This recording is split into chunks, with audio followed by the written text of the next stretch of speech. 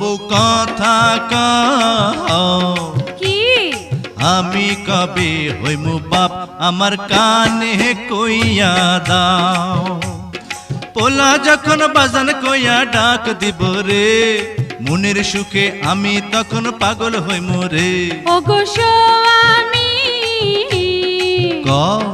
বিয়ার 2 দিন হইল না কেন করছো পাগলামি তুমি কিছু নিয়ম কানুন মাইনা চলো আগে